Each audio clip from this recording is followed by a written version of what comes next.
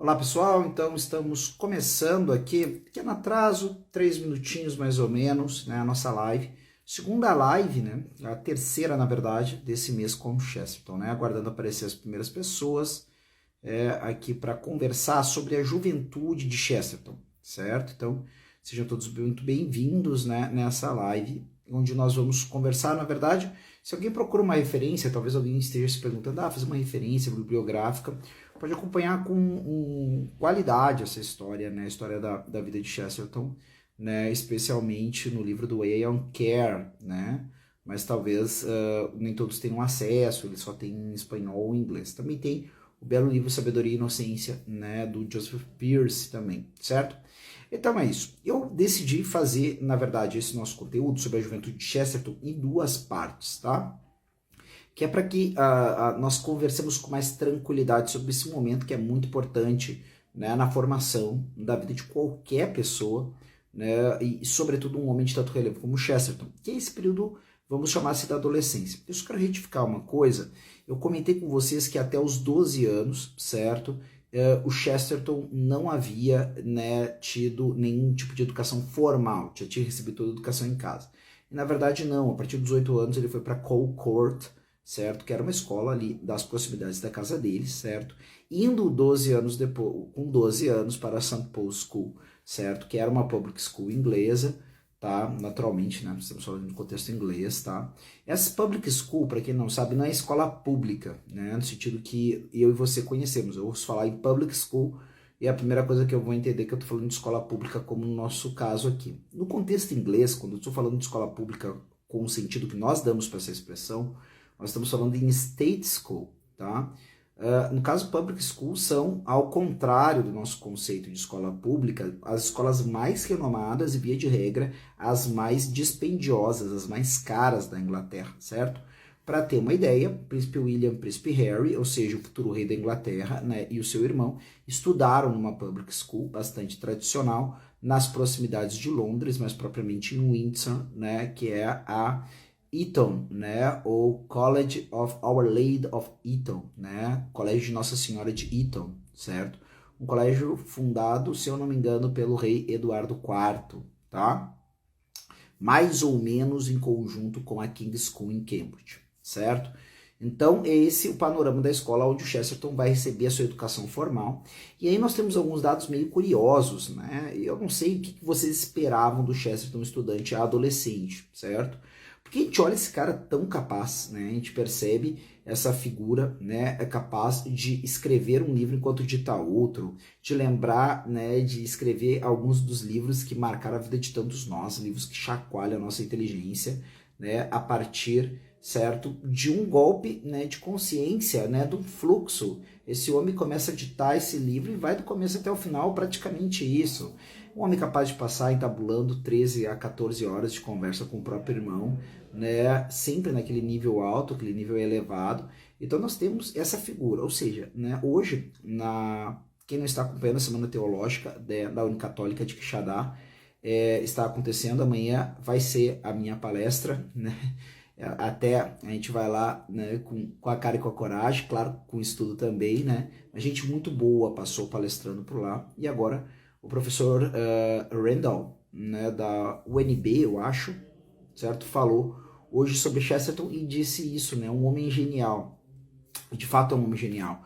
Basta a gente parar para pensar, né? Um homem capaz de, com uma leitura, tudo bem, né? Mas ele não era nenhum pesquisador exaustivo de São Tomás de Aquino, né? Escrever a biografia, que um dos maiores pesquisadores de Tomás de Aquino, né? Aí na historiografia, na história, né?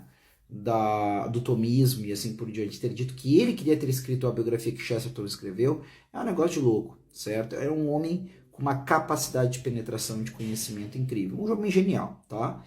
E não tão diferente assim de outros gênios, né, que já passaram pela nossa civilização, um homem que apresenta, né, resultados estudantis bastante ruins ou medíocres até mesmo, certo? Se não ruins, medíocres, tá? Curiosamente, até por um certo esforço pessoal, tá? Dizer assim, mas o Chesterton era um sujeito um tanto quanto desinteressado daquilo que estava sendo apresentado para ele na escola, que ele resumia como uma tentativa, né, de um desconhecido ensinar coisas que ele não sabia e também não tinha interesse de saber, certo? E então é isso. Então, mais longe disso, evidentemente, está o fato de ele não ter formação em cultura humana, especialmente na parte da literatura e das humanidades, né? Se a gente parar para pensar que esse é um cara que tinha como pai, né, a figura do Edward Chesterton, que era o cara, né, que enchia do imaginário, dos elementos imaginativos fortes a vida do Chesterton, certo? Então, ele era um homem, tanto é que muitas vezes, né, um dos dados de excentricidade desse jovem Chesterton é ser visto pela rua, né, declamando poemas em alta voz e assim por diante, né? Agora, eu chamo você para imaginar, desenhar aquela cena, certo? Aquele jovem grande, né, e já um tanto desengonçado também, tá? Andando pela rua, né, com o senho meio franzido, porque isso era uma outra dificuldade que Chesterton teve durante um bom tempo e ninguém percebeu, que é uma miopia. Então ele tinha dificuldade com os olhos, né, tinha dificuldade de visão, e naturalmente isso também causava um sofrimento para prestar atenção, para ir assim por diante, certo? Provavelmente dores de cabeça, quem já passou por uma miopia não diagnosticada sabe como é que é isso aí, né? Então, imagina esse rapaz, né, com uma expressão facial um pouco esquisita por causa dessas dificuldades de leitura, lendo o livro um poema em voz alta, né, com todo aquele corpanzil, né, perdido dentro dos seus pensamentos. Inclusive, né, ele acabou se tornando alvo depois na escola, né, de algum, hoje chamaríamos, né, de bullying, né, mas de travessuras, ou mais que travessuras, aquelas maldades sem graves consequências, mas ainda assim que são claras, né, falta de caridade com os demais. Então, de um momento lá, a gurizada pega e enche os bolsos dele, né, de neve, e ele não se dá conta disso, né, e vai se dar conta só quando chega no seu banco, vai sentar lá, e aí a neve derrete, faz uma poça aos seus pés, assim por diante, né. Existe uma cronista, né, ela vai escrever artigos diversos, que é a Anne Fadman, ou Anne Fadman, onde ela vai citar acerca de um autor que dizem que ele era tão compenetrado na sua leitura que quando criança, né, as irmãs, né, colocaram todo um monte de roupas em cima dele, ele não se percebeu, não se deu conta, chapéus, cachecols, assim por diante. E ele só foi se ligar o que estavam fazendo em volta dele quando tiraram o banco onde ele sentava, ele caiu de bunda no chão. Tá? Então o Chesterton é mais ou menos esse cara, tá? Durante a adolescência. Muito desengonçado com os esportes, né? Ali a gente tem às vezes algumas cenas cômicas, né, do Chesterton na famosa aula de educação física. Quem nunca foi dos esportes aí, quem foi mais das leituras e assim por diante, sabe que essa é uma aula sempre muito, né, sofrida. Porque também, quando nós gostamos especialmente das humanidades, as pessoas não ensinam por que nós deveríamos nos importar com os esportes.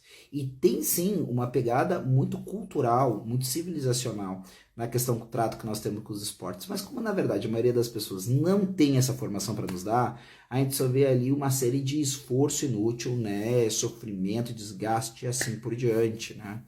E o Chesterton, em algum grau, não é sei se é bem esse o problema dele, mas ia muito mal dentro desses esportes. Mas algumas vezes também, além dessa natural dificuldade dele por causa da visão, além dessa certo desinteresse pela maneira de ensinar das pessoas, certo? E de ser um cara desligado mesmo, porque tem pessoas que têm a mesma insatisfação que o Chesterton, mas ao mesmo tempo eles estão pendentes de outras coisas, do afeto dos demais, do orgulho dos pais, assim por diante. É curioso ver que o Chesterton é um cara que ele, sem nenhuma maldade, sem aquele ufanismo, a gente vê que às vezes existe essa figura do enfant terrible, né? A criança travessa, a criança malvada, ou a criança terrível, que é aquele cara que está querendo sempre ser do contra, está querendo sempre, né, causar, como dizem por aí, né? E o Chesterton não é nada disso, mas ele é um sujeito que realmente não estão conseguindo convencer ele que ele deve, né, gastar tempo da sua vida prestando atenção naquilo que está sendo proposto para ele. E algumas vezes ele realmente se esforçava por fazer as coisas com uma qualidade inferior, simplesmente porque, né, ele não queria se destacar, chamar atenção para si ali dentro daquele contexto. Ele chega a dizer que se sentia muita vontade sendo o último da turma, certo? Porém, com o passar do tempo, e isso é uma coisa que a gente percebe, que o Chesterton mesmo não poderia ser de outra forma, as personalidades, né, mais extraordinárias, porque aqui a gente poderia cometer dois erros, né? A gente poderia pensar assim, estamos aqui falando do Chesterton jovem, né? Poderíamos cometer dois erros, pensar assim, Que uma personalidade extraordinária é necessariamente uma boa personalidade, uma personalidade bem composta, tá? Eu quero chamar a atenção para a gente não, para nós não ficarmos aqui já vendo o Chesterton, né? O cara que vai aparecer para todo mundo em 1901, em diante, tchá, tchá, tchá. Nesse cara que estamos aqui, nós estamos num Chesterton no ano de 1886, pode ser, tá? Acho que é por aí, se eu não estiver errando muito longe. Nasceu em 1874, agora tem 12 anos, 1886, 1887, tá? Então, esse é o Chesterton, certo? Ou seja, nós estamos aqui mais ou menos 13, 14 anos de distância desse sujeito. E esse sujeito está no início da sua adolescência. Então, nós temos que pensar todo o processo que esse cara vai passar, né? Então, não dizer que agora ele já é, né, um sujeito incrível, tá. Mas a gente vê assim, ó, é uma personalidade interessante.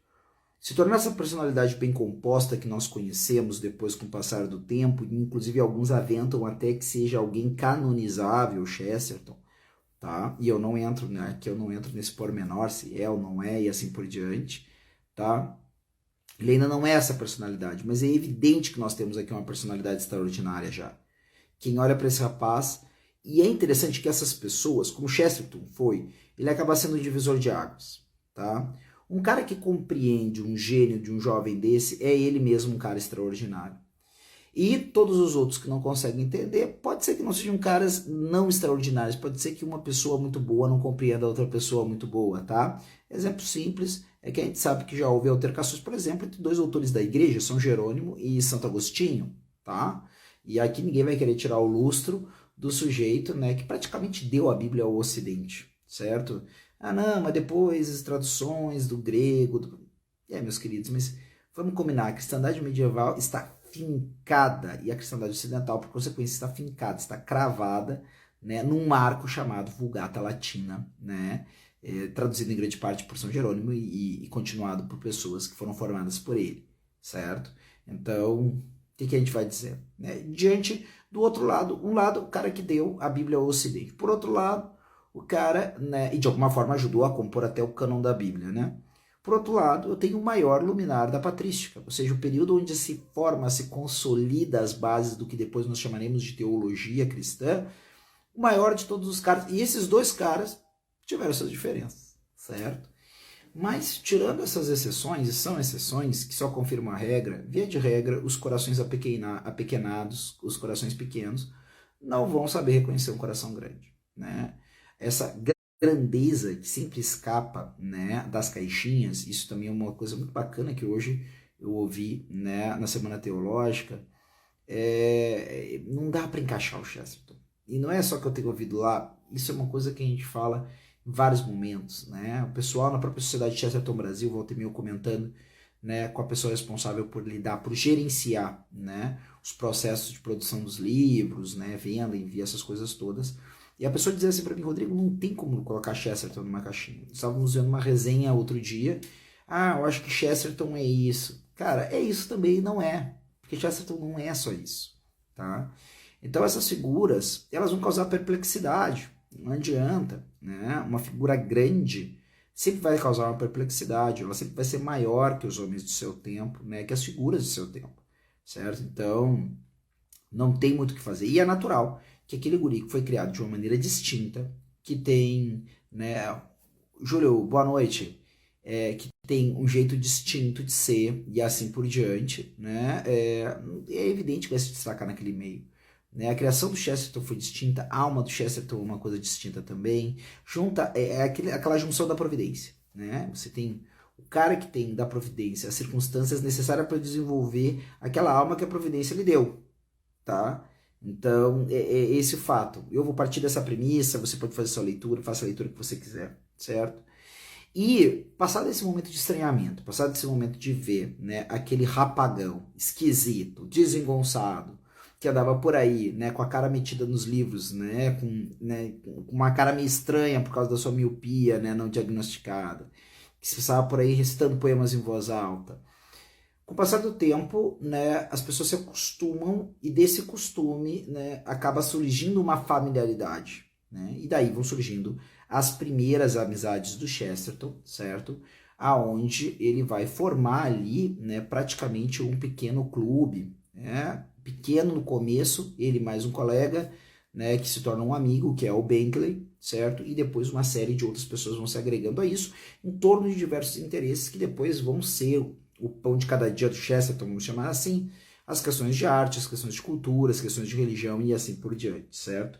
E o Chesterton vai passar por todas essas questões juntos com esse grupo de pessoas. Então, naturalmente, quando as coisas da infância começam a fazer cada vez menos sentido, cada vez importarem menos, tá? Essa figura e personalidade, quando as coisas, né, mais relevantes, as ideias mais sofisticadas começam a tomar o horizonte das preocupações da vida, este cara, que é um cara que tem um diferencial enorme em relação a tudo isso, pelo menos do interesse, a paixão que se joga a essas coisas, é claro que ele vai ser um foco agregador disso aí.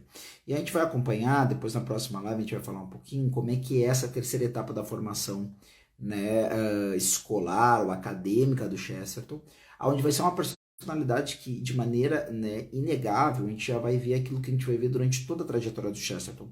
Você pode discordar dele visceralmente, você pode concordar com ele apaixonadamente, mas o que você não consegue é ficar indiferente ao Chesterton quando ele faz aquela coisa maravilhosa que é só um craque da razão, né, e do amor à verdade consegue fazer, que é pegar, né, não o mundo, mas pegar, né, você, que está tentando enxergar um mundo, né, de ponta cabeça. O mundo está de ponta cabeça, você quer, né, entender esse mundo sem ser capaz de inverter o olhar, ele vai lá e te coloca de pernas pro ar para que você consiga enxergar o desconcerto do mundo. Agora que você já enxergou o desconcerto do mundo através, né, dessa esgrima dos paradoxos, Chesterton vai dizer, agora eu vou te mostrar como é que a gente vai, né, consertar. Senão o mundo ad extra, o nosso mundo ad intra, a nossa cabeça, o nosso coração, o nosso imaginário, para que então, né, nós possamos começar a melhorar o mundo. Porque para começo de conversa, o que há de errado no mundo sou eu, é você. Não é nada fora de nós, até tem muita coisa fora de nós que está errada, mas para começo de conversa tem muita coisa errada aqui, né? E aqui. Então, enquanto a gente não começar a melhorar o que está aqui e aqui, não adianta a gente querer resolver os problemas do mundo, né? Porque o nosso reino perigoso de dentro, né, não tá ali. Os perigos estão fazendo o que querem conosco, né? Os monstros, os dragões, né, nem se interessam mais por nós, porque é só dar um tapa na gente que já está vencida a batalha e assim por diante, certo? Então, é evidente que desse jeito não dá. Então, é isso. Esse Chesterton naturalmente vai se tornar um sujeito que vai ser uma pedra, um sinal de contradição, né, guardadas as devidas proporções. Quem pegou a referência sabe que isso vem do Evangelho, se refere ao próprio Cristo. Então, evidentemente, né, guardadíssimas as devidas proporções. Né, eu acredito que semelhante, né, à figura de Jesus, né, e semelhante à figura de Cristo, todos os homens, né, comprometidos à verdade, certo? Causam um grande sinal de contradição, causam uma perplexidade no seu meio, porque a tendência dos homens é refugiar-se na mentira para acoitarem seus prazeres, tá? Então é isso, deixo vocês aqui nesse limiar. Chesterton, escola, né? Começo lá, meio que o zoado da turma, depois conhecimento, a vida vai passando, as pessoas vão amadurecendo, vão descobrindo o grande cara, né? Um grupo ali, né, de uns 20 caras descobrem um grande cara que, né, antecipando aquilo que vai acontecer depois com a Inglaterra e com o mundo, tá?